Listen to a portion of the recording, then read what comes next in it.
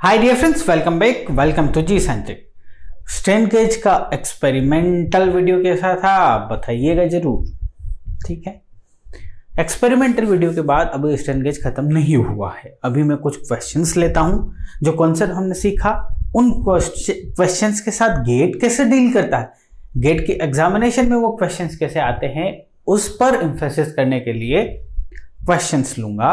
अब क्वेश्चंस के बाद क्या करूंगा, क्वेश्चन जो लूंगा उसके बाद हम एंटर करेंगे टाइप्स ऑफ स्ट्रेन गेजेस में, जिसमें हम अनबॉन्डेड, बॉन्डेड स्ट्रेन गेजेस देखेंगे, सेमीकंडक्टर स्ट्रेन गेजेस देखेंगे। ठीक है, उसके बाद फिर क्वेश्चन लेंगे। यानी कि स्ट्रेन गेज अभी आपका इतनी आसानी से पीछे नहीं छोड़ रहा है। इतना इंपॉर्टेंट पार्ट है ना, सब कुछ करना पड़ेगा। बोला था ना इन द बिगिनिंग, सारा कुछ पढ़ाऊंगा, दिल से पढ़ाऊंगा, खोपड़ी में उतार दूंगा। ठीक है, आज का क्वेश्चन आपकी स्क्रीन पर ये रहा। बोल रहा है कि Poisson's ratio of a metal is 0.35। क्या बात है भैया, न्यू की वैल्यू इस क्वेश्चन में दी हुई है आपका, और ये क्वेश्चन 2 टाइम्स आया गेट की एग्जामिनेशन में। दिस इज नथिंग बट 0.35, ये वैल्यू दिया हुआ है। ठीक है ना, आगे की लाइन बोल रही है कि neglect the piezo resistance effect, what is the gauge factor of the metal. Gauge factor पूछा है, बराबर जी, हैं जी, गेज फैक्टर आपसे पूछा गया है। तो गेज फैक्टर को जब हम वास्तविक रूप से इसके फॉर्मूले को डिराइव किए थे तो गेज फैक्टर क्या आया था जी, 1 + 2 न्यू प्लस यहां था ना del rho by rho divide by del L by L. ये जो था ये piezo resistive effect, piezo resistive effect मतलब because of the input strain resistivity में कुछ चेंज हो रहा है क्या। अब यहाँ पे क्वेश्चन में सेल्फ बोला गया है कि नेग्लेक्ट कर दीजिए, तो वैसे भी हमने नेग्लेक्ट करके ही ना फॉर्मूला सीखा है। 1 + 2 new is the formula for the gauge factor of any metal. सो 1 + 2 गुणा 0.35 वैल्यू दी हुई है। 1 मार्क का गेट में 2 बार क्वेश्चन पूछा गया है। 1.70 इज द गेज फैक्टर। ये आंसर करने में बताइए, आपको नॉलेज है तो कितना टाइम लेके आएंगे गेट एग्जामिनेशन में। इस एक क्वेश्चन को करने के लिए मुश्किल से आपको 20 सेकंड्स लगेगा गेट एग्जामिनेशन में करने में। तो 3 घंटे के एग्जाम में 65 क्वेश्चन नहीं रहे, अब 3 घंटे के एग्जामिनेशन में ऑलमोस्ट 3 घंटे के एग्जामिनेशन में 64 क्वेश्चन हो गए। बहुत सारे क्वेश्चन ऐसे मिलेंगे जिनका विदिन 1 मिनट आंसर करेंगे। कॉन्सेप्चुअली स्ट्रांग होना, नॉलेज बराबर होना, प्रैक्टिस खूब सारी करना, कॉन्फिडेंस के साथ गेट एग्जामिनेशन में आंसर करके आना, रैंक को आना पड़ेगा। 1.70 आपके ऑप्शन जो भी है 1.70 वो करेक्ट आंसर है। बताइए इतना इजी आएगा क्या? इजी भी आएगा, टफ भी आएगा। कॉन्सेप्चुअली स्ट्रॉन्ग है तो सभी चीजें आसान लगेगी। अगला क्वेश्चन देखिए, चलिए बहुत ही अच्छा क्वेश्चन दिया हुआ है। क्या बोलता है? बोलता है अ unity ratio quarter bridge. Sir quarter bridge आपने बताया था सिंगल एक्टिव स्ट्रेन गेज वहां पर है, but what about the unity ratio? चलिए यूनिटी रेशियो की बाद में बात करेंगे। यूनिटी रेशियो है, क्वार्टर ब्रिज है, स्ट्रेन गेज है आपका। ठीक है, उसका आउटपुट डिफ्लेक्शन जो है वो 1 मिलीवोल्ट दिया जा रहा है क्वेश्चन में। आउटपुट जो है that is the 1 millivolt. 1 millivolt. Strain की जो वैल्यू है वो 500 माइक्रो स्ट्रेन दिया हुआ है। 500 माइक्रो स्ट्रेन मतलब 500 × 10⁻⁶। एक्साइटेशन वोल्टेज जो है, एक्साइटेशन वोल्टेज जो है, ब्रिज का एक्साइटेशन वोल्टेज वो 4 वोल्ट दिया हुआ है, इफ आई एम राइट। और आपसे पूछा जा रहा है गेज फैक्टर। गेज फैक्टर क्या है? ठीक है, तो इस क्वेश्चन में दी गई सारी चीजें आपके दिमाग में क्लियर है। क्वार्टर ब्रिज वो होता है जिस ब्रिज में एक सिंगल एक्टिव स्ट्रेन गेज हो। आउटपुट डिफ्लेक्शन जो होगा उसकी बात है। एप्सिलॉन बोले तो स्ट्रेन पक्का लगी होगी इसलिए डिफ्लेक्शन हो रहा है, उसकी वैल्यू है। एक्साइटेशन वोल्टेज रहेगा क्योंकि व्हीटस्टोन ब्रिज की बात आ रही है। But now what about the unity ratio bridge? Unity ratio bridge को जरा ध्यान से समझिए, लाइक दिस। मैं आपको समझाने की कोशिश करता हूं। यदि ये ब्रिज है आपके सामने तो इसकी बैलेंसिंग कंडीशन क्या बोलती है? इसकी बैलेंसिंग कंडीशन बोलती है R1 × R4 should be equal to R2 × R3। R2 × R3 बराबर। क्या मैं इसे नहीं लिख सकता कि R1 divide by R3 is equal to R2 divide by R4 divide by R4? You got the point. Now unity ratio का मतलब ये कि यदि ये सब बराबर हैं, यदि ये सब बराबर हैं, ये सब R हैं, तो ये क्या आता है, that is nothing but the 1। ये रेशियो जो है इसकी वैल्यू क्या है, 1।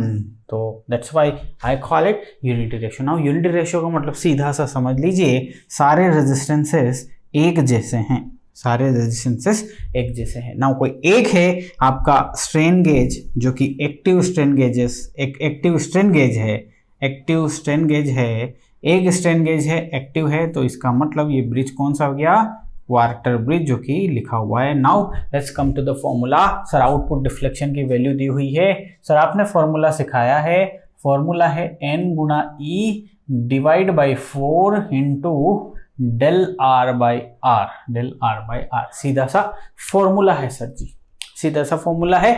हमसे पूछा गया है गेज फैक्टर के बारे में। चलिए वैल्यू रखते हैं। सर ये है आपका 1 millivolt, 1 millivolt is nothing but 10 to the power -3 बराबर।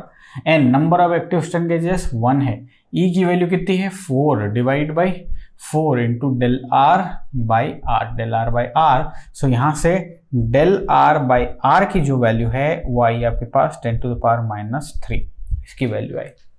तो अब गेज फैक्टर के बारे में पूछा जा रहा है, तो बच्चा जानता है इंस्ट्रूमेंटेशन का कि gauge factor is nothing but del R by R divide by epsilon. जानते हैं कि नहीं, जानते हैं कि नहीं? सो गेज फैक्टर यहां से क्या आ गया, गेज फैक्टर आ गया डेल आर बाई आर की वैल्यू है 10 to the power -3, 10 to the power -3। And what about the strain? Sir strain की वैल्यू जो है that is 500 into 10 to the power -6, ऊपर जाएगा तो ये हो जाएगा 10 टू द पावर 6, 10 - 3 और 6 बनेगा 10 टू द पावर 3, यानी कि 1000 डिवाइड बाई 500G। तो इसकी वैल्यू कितनी आ गई, 2। गेज फैक्टर की वैल्यू कितनी, 2। क्या किया सर, जो सिखाया था फॉर्मूला वही ना लगाया, तो जो फॉर्मूला हमने सिखाया था वो आपको प्रॉब्लम क्रिएट किया क्या? याद रखने में प्रॉब्लम क्रिएट? नो। समझने में प्रॉब्लम क्रिएट? नो। तो फिर क्या, गेट की एग्जामिनेशन में क्वेश्चन आएगा तो आप उस पे टूट पड़ोगे कि नहीं, भूखे शेर की तरह उस क्वेश्चन को क्रैक कर दोगे कि नहीं? पूरी गेट एग्जामिनेशन में 65 क्वेश्चंस को क्रैक कर दिए, AIR 1 आएगा कि नहीं? AIR 1 आएगा तो अभी के टाइम के आपके जो भी सपने होंगे वो पूरे होंगे या नहीं होंगे, लेके आएंगे। ठीक है, नेक्स्ट क्वेश्चन। नेक्स्ट क्वेश्चन आपको बोल रहा है, एक स्ट्रेन गेज है जिसका नॉमिनल रेजिस्टेंस जो है ना वो है 600 ओम, यानी कि R की वैल्यू दी हुई है, नॉमिनल रेजिस्टेंस जो है दैट इज 600 ओम। इसका गेज फैक्टर दिया हुआ है, गेज फैक्टर दिया हुआ है 2.5। ओके, ना ये स्ट्रेन गेज एक डीसी व्हीटस्टोन ब्रिज में लगा हुआ है और उस डीसी व्हीटस्टोन ब्रिज के जो अदर रेजिस्टेंसेस हैं वो सारे 600 ओम के हैं, यानी कि बोल सकता हूं बड़े धीरे से यूनिटी रेशियो ब्रिज। हाँ जी, यूनिटी रेशियो ब्रिज। नाउ एक उसमें है यूनिटी रेशियो ब्रिज में एक बंदा जो है that is strain gauge, so quarter unity ratio bridge हो गया, बराबर ना। आगे वो बोलता है कि ये सब्जेक्ट होता है 100 माइक्रो स्ट्रेन से, यानी कि स्ट्रेन की वैल्यू है 100 गुना 10 to the power -6 and bridge is excited by 4 volt battery. Now आपसे क्वेश्चन पूछा जा रहा है what is the deflection output, what is the deflection output, ये आपसे पूछा जा रहा है। सीधा सिंपल सच्चा, इसीलिए हमने बोला था जो फॉर्मूला हमने आपको सिखाया ना वो कितना इंपॉर्टेंट। देखिए क्वेश्चन आ रहे ना भर भर के। चलिए तो फिर आउटपुट V0 की वैल्यू क्या सीखे, this is nothing but deflection. Sir n गुणा E डिवाइड बाई 4 गुणा डेल R बाई R बोलेंगे बच्चे, ये लीजिए सर, ये लीजिए, ठीक, अब जरा ध्यान से देखिए, इसकी वैल्यू उसने पूछी है, n की वैल्यू कितनी 1, इसकी वैल्यू कितनी 4, 4 डिवाइड बाई 4 कितना दिस, सो इसकी वैल्यू आ रही है del r by R, so this is the value of v naught. Now del r की वैल्यू है क्या आपके पास? नहीं। r की वैल्यू है क्या? हाँ है। So del r by R की वैल्यू चाहिए, तो रिलेशन सब कुछ तो दिया हुआ है, गेज फैक्टर दिया हुआ है, और गेज फैक्टर होता है कितना? Del r by R divide by strain, divide by strain. यदि स्ट्रेन को इधर लेके आऊंगा तो डेल r बाई आर की वैल्यू यहां से आएगी, डेल r बाई आर की वैल्यू यहां से आ रही है गेज फैक्टर गुणा स्ट्रेन, गेज फैक्टर गुणा strain. Del r by R यदि आपका आउटपुट है तो इसकी वैल्यू है गेज फैक्टर गुणा स्ट्रेन। गेज फैक्टर कोई बताएगा 2.5 गुणा स्ट्रेन की वैल्यू जल्दी से बोलिए 100 गुणा 10 टू द पावर -6, क्या बोलता? बराबर ना। तो यहां से क्या आ गया? यहां से आया 250 micro volt. This is nothing but output. क्यों आया माइक्रो भैया? 10 to the power -6 is available हो भैया। 250 कहां से आ गया? 2.5 गुणा 100 इज नथिंग बट 250। तो इस क्वेश्चन का आंसर क्या हो गया? 250 micro volt. Got the point.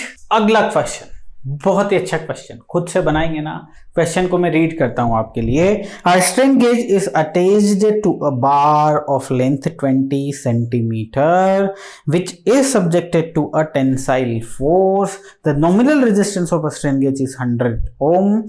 The changes in the resistance and elongation in the bar measure are 0.35 ohm and 0.2 mm respectively. The gauge factor of the strain gauge is, वाह वाह भैया वाह, strain gauge. अच्छा जी, तो एक बार से connected है, here it is, ये रही बार आपने मान ली, ठीक है। एक एंड इसका फिक्स है, मान लिया आपने, ये एक बार है जिसकी लेंथ कितनी होगी राजा? 20 सेंटीमीटर, 20 सेंटीमीटर, ठीक है। अब क्या हो रहा है कि इस पे स्ट्रेन गेज अटैच्ड है, ये रहा स्ट्रेन गेज, और इस स्ट्रेन गेज का जो नॉमिनल रेजिस्टेंस है डेल आर जो है वो 100 ओम दिया हुआ है, ठीक है।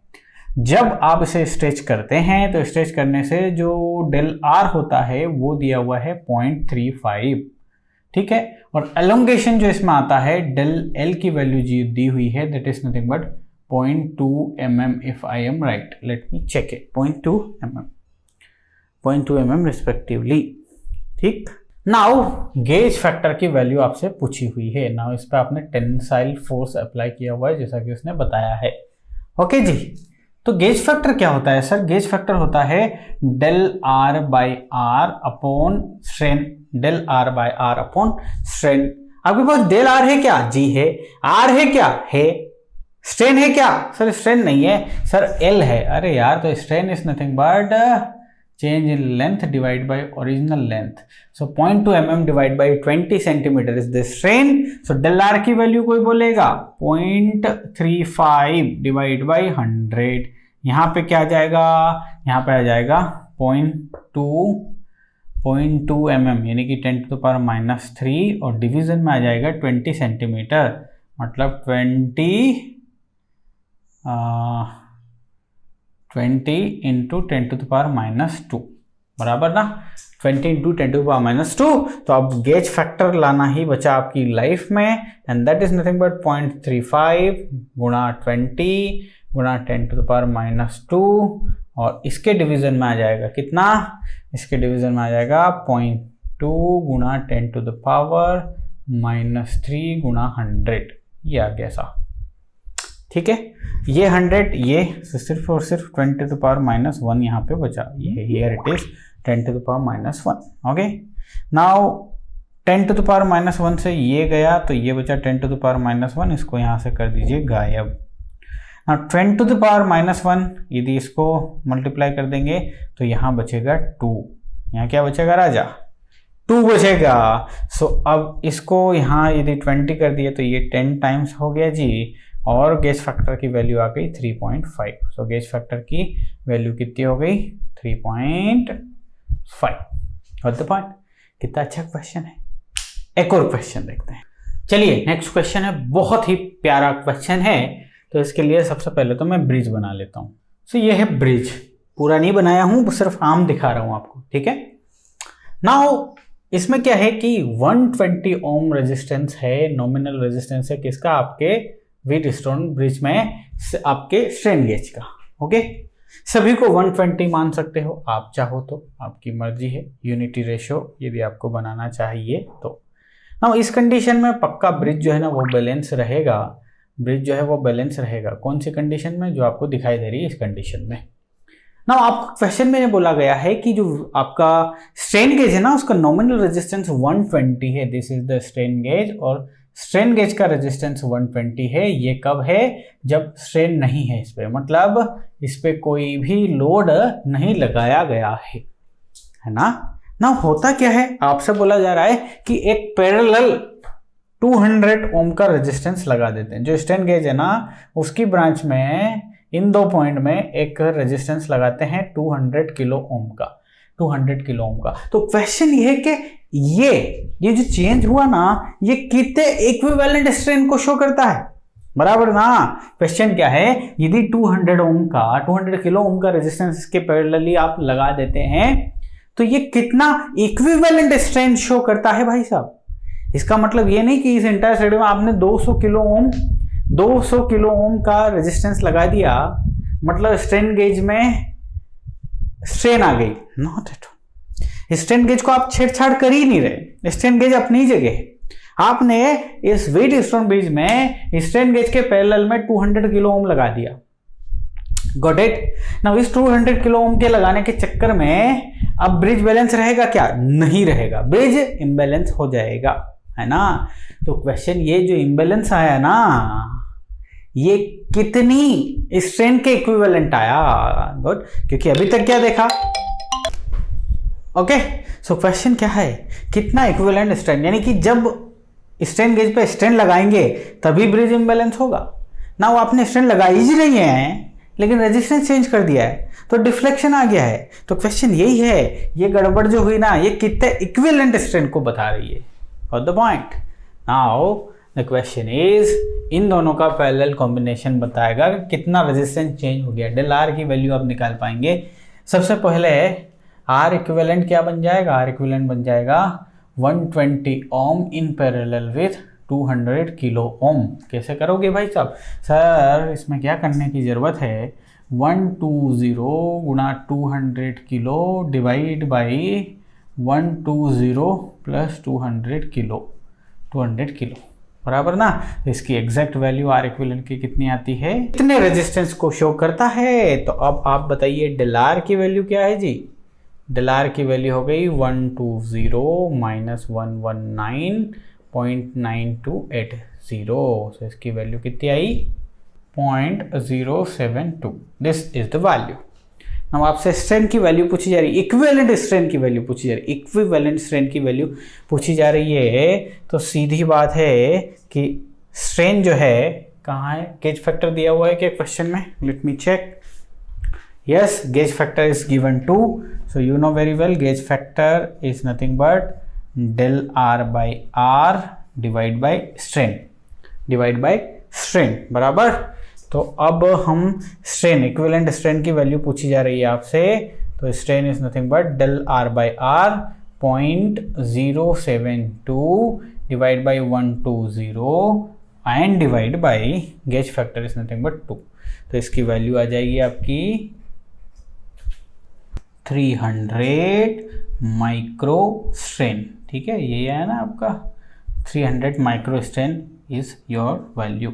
लेकिन ध्यान से आपके ऑप्शन में दिया हुआ है माइनस, माइनस साइन क्या इंडिकेट कर रहा है कि आपका जो रेजिस्टेंस है ना वो डिक्रीज हुआ है भाई साहब, यानी कि डेल आर की वैल्यू वास्तविक रूप से आप जब भी निकालना चाहेंगे तो वो क्या आएगी, जो न्यू वैल्यू है that is the new value minus old value, बराबर। तो ये आया आपका नेगेटिव। सो नेगेटिव ही यदि यहाँ रखेंगे तो एप्सिलॉन की वैल्यू जो आएगी -300 माइक्रो स्ट्रेन। माइनस क्या इंडिकेट कर रहा है, रेजिस्टेंस डिक्रीज हो रहा है, और अदर सेंस में माइनस करता है कंपैरिजन को रिप्रेजेंट। यदि टेंशन को हम पॉजिटिव साइन से डिनोट करेंगे तो कंप्रेशन को हमें नेगेटिव साइन से शो करना पड़ेगा, बराबर है ना।